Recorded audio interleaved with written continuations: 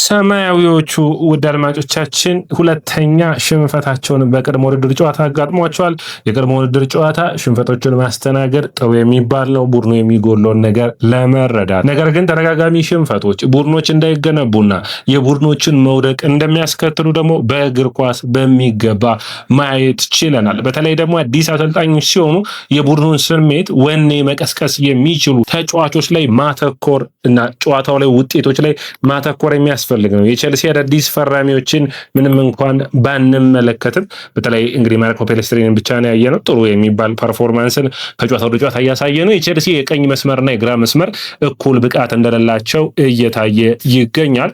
ነገር ግን እነዚህ ወሳኝ ብቃቶች፣ እነዚህ ወሳኝ የጨዋታ ፐርፎርማንሶች በውጤት መታጀብ ደግሞ ያስፈልጋቸዋል።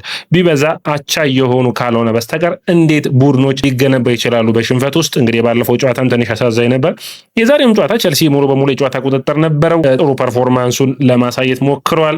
ማጥቃቱ ደካማ ነበር፣ መከላከሉ በሚገባ ተሻሽሏል። የሞሴስ ካይሴዶ ምርምር አጋማሽ መኖር ጥሩ የሚባል ነው። ነገር ግን አሁንም ማጥቃቱ ላይ የተለየ ለውጥን ይጠበቃል። እኔ አሁንም ቢሆን ጀርሚ ባይኖ ጊተንስ ምን አይነት ነው? ደድማዎቻችን ከጨዋታ ወደ ጨዋታ ደካማ ሆኖ የታየኝ። የእናንተን አስተያየት እጠብቃለሁ። አሁንም ልምድ ያላቸው ተጫዋቾች በዚህ የቼልሲ ስብስብ ውስጥ ያስፈልጋሉ። ምን አስተያየቶች አሏችሁ? የእናንተን አስተያየትና ኮሜንት የሚጠብቅ ነው። ከቼልሲ የቅድመ ውድድር ጨዋታ ምን ተረዳችሁ? እኔ እንግዲህ ያለፉት ጨዋታዎች ውስጥ ለውጦችን የሚታይ ነው ወይ ካላችሁኝ፣ የመጀመሪያው ጨዋታ ላይ በተለይ በጎሉ ረገድ፣ በማስቆጠሩ ረገድ ጥሩ ለውጦችን አይቼ ነበር። ነገር ግን እነዛ ሂደቶች አሁን እየቀጠሉ አይደለም። ባለፉት ጨዋታዎች ውስጥ እንግዲህ ቼልሲ ጎሎችን ማስቆጠር ተቸግሯል። እንግዲህ ቋሚ ሆነው ከጀመሩት ግብ ጠባቂ ሳንቼዝ ነው። ምንም የተለየ ሙከራ በመጀመሪያው አጋማሽ አልተደረገበትም። ማርኮ ፔሌስትሪኒ በጣም አስገርሙኛል። ዳልማስ በማጥቃቱ ረገድ ውጤታማ መሆን ያስፈልገዋል። አንድ ሁለት አጋጣሚዎችን አግኝቷል። ከጆቫኒ ኩንዴ ጋር ጥሩ ጥምረትን አይቻለሁ። ቶሲን ከባለፉት ቀናቶች ትንሽ የተሻለ የሚመስል ፐርፎርማንስን አይቻለሁ። ሀቶ የተለየ ብቃት አላየሁም። ኒኮላ ያዙሊና እንዲሁም ደግሞ ካይሴዶ ናቸው። የካይሴዶ የአማካይ መስመሩ መምጣት የተከላካይ መስመሩ እንዲረጋጋ አድርጎታል። ቼልሲ ለዚህ ነው ያለ ካይሴዶ በኔ እይታ በ6 ቁጥር ቦታው ላይ ማን ተተክቶ ለውጥ ያመጣል? በተለይ አንድሬ ሳንቶስን መልቀቅ አልነበረበትም የሚያስብለው ትልቁ ሂደት የካይሴዶ በሌለባቸው ጨዋታዎች ውስጥ የቼልሲ ፐርፎርማንስና ካይሴዶ ያለባቸው ላይ በጣም ለውጦችና ልዩነቶች ስላሉ ነው። ኮልዊል እና ፓልመር ቀለል ያለ ጉዳት አጋጥሟቸው በጨዋታው ላይ እንዳልነበሩ መረጃዎቹ ይጠቁማሉ። ታዲያ እዚህ ላይ የጆቫኒ ኮንዳ የተለየ ብቃቱን አላየንም። ነገር ግን ጥሩ እንቅስቃሴዎችን አድርጓል ብዬ አስባለሁ። ገና ልጅ ነው። ደድሞቻችን የስቴፋዮን ተመሳሳይ አይነት ችግሮች ይታዩበታል። ለዚህም ነው ፔድሮ ኔቶን ቼልሲ መልቀቅ የሌለበት። በዛሬው ፕሮግራማችን በተለይ እኔ አተኩር ሀሳቤን ማነሳው ፔድሮ ኔቶ በምንም አይነት ገንዘብ ቼልሲን መልቀቅ የለበትም። እውነት ፔድሮ ኔቶ የተጠበቀውን ያክል የቼልሲ ምርጥ ተጫዋች ነው ወይ? አይደለም። ነገር ግን ይህንን የ26 ዓመት ያለፉትን ዓመታቶች በእንግሊዝ ፕሪሚየር ሊግ በሚገባ በልምድ ማሳለፍ የቻለን ተጫዋች ጆቫኒ ኮንዳና ስቴፋዮ ዊሊያንን አምኖ የግራ መስመሩን ለዚህ ተጫዋች መልቀቅ ውጤታማ አያደርግም ብዬ አስባለሁ። ቼልሲ በአሁኑ የውድድር ዓመቱን ባለፈው የውድድር ዓመት ለምሳሌ 52 ጨዋታዎችን አድርጎ 10 ጎልና 10 አሲስቶችን ማድረግ ችሏል።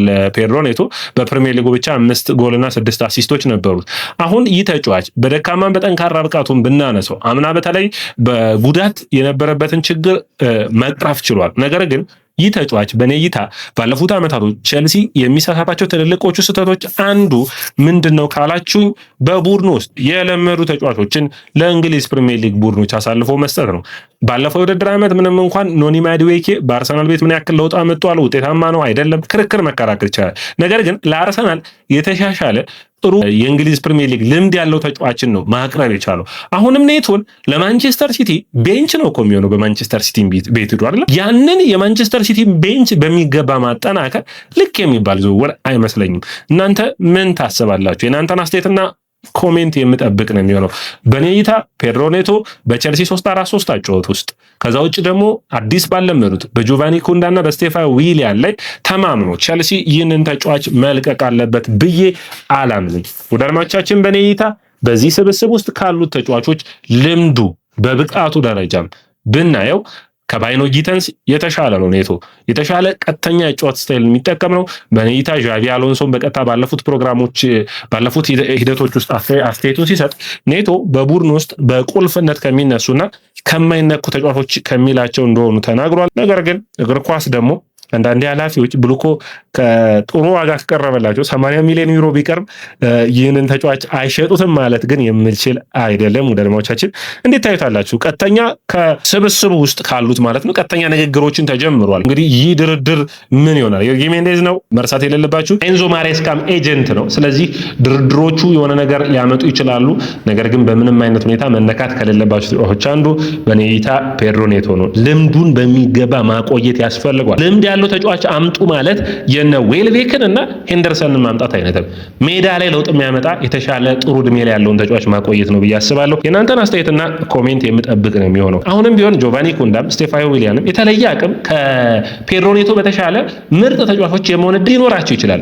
ነገር ግን ቀጣዩን የውድድር ዓመት ባላቸው እድሜ ላይ ሲታሰብ ግን የኔቶ ልምድ የኔቶ ብቃት የሚያስፈልግ ይሆናል ብዬ አስባለሁ። ወዳጆቻችን እንግዲህ ይህ ተጫዋችን ብቃቱን ስለ ኔቶ የተለየ የምነግራችሁ ነገር የለም። የቸልሲ ደጋፊ በሚገባ የኔቶን ጥንካሬና ድክመት የምታውቁት ናችሁ።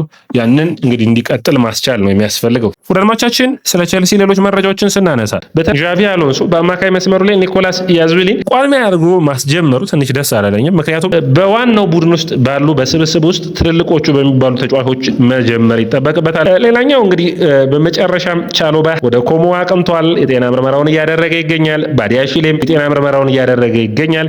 ቶሲንም የመልቀቅ እድሉ ሰፊ እንደሆነ ፋብሪዚዮ ሮማኖ ተናግሯል። ይህ እንግዲህ ቸልሲዎች ጠንከር ያለ ውሳኔን እየወሰኑ እንዳለ ይታያል። ነገር ግን አሁንም ቢሆን ልምድ ያለው የመሃል ተከላካይን ነው እነዚህ ተጫዋቾች ከወጡ በኋላ መፈረም ያለበት። ፊሊፕ ዮርገንሰን እንግዲህ ወደ ስትራስቡርግ የሚያደርገው ዝውውር የጤና ምርመራውም እያደረገ ይገኛል። የደሞዙን ሁኔታ በሚገባ መፍታት ተችሏል። እንግዲህ አንዱ ትልቁ ችግር ይሄ ነው የነበረው። አሎንሶ በጥሩ ሁኔታ ስብስቡን በሚገባ እያዘጋጀ ይገኛል። ከ605 ቀናት በኋላ በዛሬው ጨዋታ ላይ 615 ቀናት በኋላ ሚካኤል ሞድሪክ ለቸልሲ ማሊያውን አድርጎ ሲጫወት አይተናል። 43 ቁጥር ማሊያ አድርጓል። እንግዲህ ኳስ አንዳንድ ፍትሃዊ አይደለም። ከ10 ቁጥር ማሊያ ወደ 43 ቁጥር ማሊያ የሚያስቀይር ማለት ነው። ነገር ግን ውሳኔዎቹ አሁንም እዚህ ተጫዋቹ ሁኔታ ላይ በሚመለከት ጫፍ እንዳልደረሱና ቸልሲ አሁንም ተጫዋቹ ይለቃል ቆያል የሚለውን አልወሰንም። የቀድሞ ጨዋታዎች ላይ ፐርፎርማንሱ ታይቶ ውሳኔዎች የሚወሰኑ ይሆናል። የፔፔ ቻባሪን ጉዳይ ሙሉ በሙሉ እንደተናገረው ማለት ነው ዴቪድ ኦርነስቴን ተጠናቋል። ጤና ምርመራውን ለማድረግ ትናንትም እንዳነሳ ነው አሁንም ወደ ለንደን የሚመጣ ይሆናል።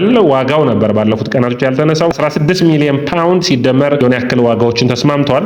ያ ማለት በስፔን የሚወጡ መረጃዎች ደግሞ ዋጋው ጠቅላላ 25 ሚሊዮን ዩሮ ወይም 21 ሚሊዮን ፓውንዶች ነው የሚል ነው። እንግዲህ ይህ ፊርማ ባለፉት 2 ተከታታይ ጨዋታዎች ላይ ቸልሲን ያየ በቃ ትክክለኛ እንደሆነ ይናገራል። ለምንድን አቶም ሆነ እንዲሁም ደግሞ የሚፈልጋቸው ተች ላይን ዊንገሮች ወይም ደግሞ ተች ላይን ተመላላሾች አይደሉም። ፔፔ ቻቫሪን ያንን የሚተካ ይሆናል። በጣም ወሳኝ ዝውውር ነው ብዬ አስባለሁ። የዚህ ተጫዋች ብቃት በሚቀጥሉት ዓመታቶች ውስጥ ቸልሲ መልሶ ሌላ የግራ ፉልባክ መፈለጉ ግን የሚቀር አይመስለኝም። የኔቶ ዝውውር ውዳድማቻችን ትንሽ ለቸልሲ ደጋፊዎች የሚያሳዝነው ሳቪኒዮን ከለቀቁ በኋላ ነው። ስፐርሶች ወደ ሳቪኒዮ ዝውውር ካቀኑ በኋላ ኔቶን የሳቪኒዮን ቦታ ለመተካት ማንቸስተር ሲቲን ቤንች ለማጠንከር ነው የሚሄደው እና እዚህ ላይ ውሳኔ መወሰን ቸልሲ የሚጠበቅበት ይመስለኛል። ስኳድ ውስጥ ስብስቦችን አለመለቀቅን መወሰን ለምሳሌ በቋሚነት የሚጫወትበት ቡድንን መርጦ ቢሄድ ምንም ማድረግ አይችሉም። ለምሳሌ ወደ ሊቨርፑል ቢሄድ ተጫዋቹ መልቀቅ ፈልጓል ይባላል። ወደ ማንቸስተር ሲቲ ግን ልክ ነው ብዬ አላምንም። ውዳድማቻችን እናንተን አስተያየትም የምጠብቅ ነው የሚሆነው። የሌላኛው በዝውውር መስኮቱ የሚጠበቀው የኒኮላስ ጃክሰን ጉዳይ ነው። ኒኮላስ ጃክሰን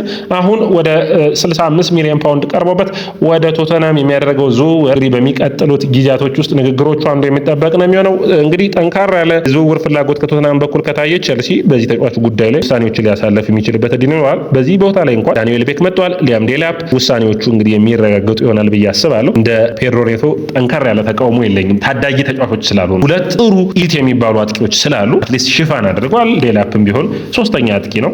ኤሜጋም አለ ማለት ውሳኔዎችን ተረዱታላችሁ። ነገር ግን እንደዛኞቹ አይነት ዝውውሮች ላይ አስተያየት መስጠት በጣም ነው የምናደደው። ደርሞቻችን ሌላኛው የሚሆነው የዣቪ አሎንሶ ጉዳይ ነው። ዣቪ አሎንሶ በሚመለከት ሲሞን ጃንሰን ጥሩ አስተያየትን አምጧል። ዙቢሜንዲ የዣቪ አሎንሶ በጣም ነው የሚያደንቀው። ዣቪ አሎንሶ ነው ደርሞቻችን ሪያል ቤቲስ የመጀመሪያ ዕድል የሰጠው መከላከል እንዲያተኩር ያደረገው ብዙ ሁኔታዎች ውስጥ የመከረው የዚህ ተጫዋች ዣቪ አሎንሶ ነው። ነገር ግን አሁን እዚህ ጋር አንድ ነጥብ እንድትረዱልኝ ይፈልጋለሁ። ያም ሐሳብ ምንድነው ካላችሁኝ ደርሞቻችን አሁንም አሁንም ለቸልሲ ኃላፊዎች ዙቢሜንዲን አስፈርሙልኝ የሚል ጥያቄ አቀርበዋል። ነገር ግን የቸልሲ ኃላፊዎች ደግሞ አሰልጣኙ አምጡልኝ ያሉትን ሁሉ እንደማያመጡ ይታወቃል። ቀላል ድርድር የማይሆንም አርሰናል ይለቀዋል ወይ ተጫዋቾች መልቀቅ ይፈልጋል ወይ ሌላ መወያያ ርዕስ መሆን የሚጠበቅበት ነው ብዬ አስባለሁ። ይህ ሁኔታ ታዲያ በሚገባ መጠናትም የሚያስፈልገው ይመስለኛል። እንደ ቡድኖች በምን አይነት ሁኔታ ተጫዋቾችን ይለቃሉ የሚለው አርሰናል አካባቢ ምንም አይነት ተጫዋች ስለመልቀቁ የተለየ ዝውውር ሁኔታዎች አልወጡም። ነገር ግን ያደንቀዋል። አርሰናሎች ለመልቀቅ የሚፈልጉ ከሆነ ቸልሲ እዚህ ጋር ተጫዋቹን ለመውሰድ ከፍተኛ ፍላጎት እንዳለው መረጃዎቹ ይጠቁማሉ። ወደ አድማጮቻችን ይህ ያያ ስፖርት ነው። ያያ ስፖርትን ላይክ፣ ሼር፣ ኮሜንት፣ ሰብስክራይብ ማድረጋችሁን አትርሱ።